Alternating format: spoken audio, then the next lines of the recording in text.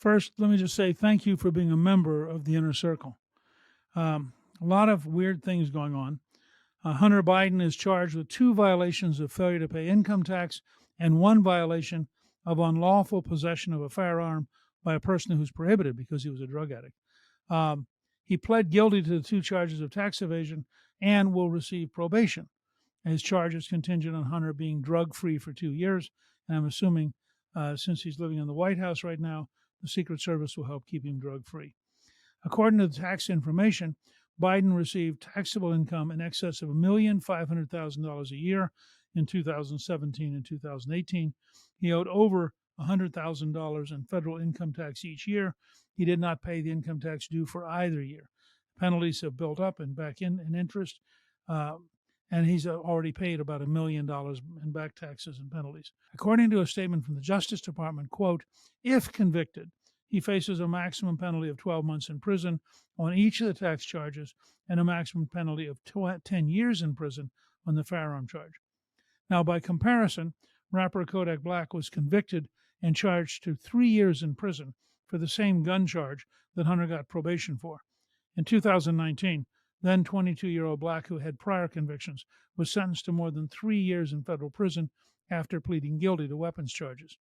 Actor Wesley Snipes went to jail for failing to pay taxes from 1999 to 2001. He served nearly 3 years in prison.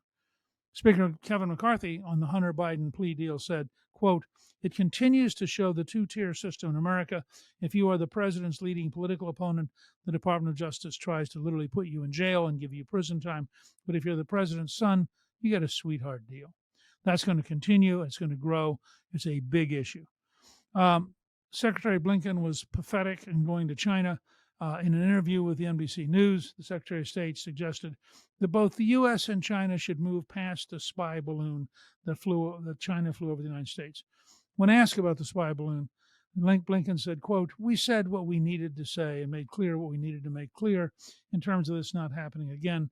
And so long as it doesn't, that chapter should be closed. So in other words, the Chinese get to fly a 20-story tall balloon with a huge spy capability that was apparently about the size of a school bus. Goes all the way across the United States, but now we can be friends. The level of weakness the Biden administration shows towards China is breathtaking and almost unimaginable.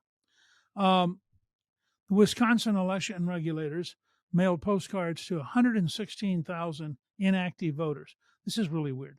The Wisconsin Election Commission on Friday announced it had mailed postcards to 116,000 voters who have not cast a ballot in the past 4 years.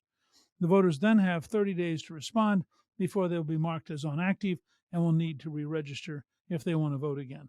Now, this is something every state should be doing. I mean, if you looked at some of these states, the number of people who haven't voted, many of whom are dead or have moved away, that are still available to vote is an invitation to some kind of a fraud. The Election Commission won't take them off the voter roll, however. They will simply label them as inactive. I think one of the interesting areas that's evolving is artificial intelligence. We've already done 4 podcasts on artificial intelligence. We're going to do a lot more. And political strategists on both sides of the aisle are grappling with the potential political ramifications of artificial intelligence in upcoming political campaigns. AI-generated images and videos and voice cloning capabilities have the potential to impact elections. Becky Donatelli, a Republican digital consultant and the president of the American Association of Political Consultants, contended that, quote, the use of deep fake generative content is dramatically different and a threat to democracy. The American Medical Association is urging doctors to stop using the body mass index, citing its racist roots. The AMA has stated that BMI is too broad and is based on non-Hispanic white bodies without considering other races. They didn't suggest, I don't think, that they replace it.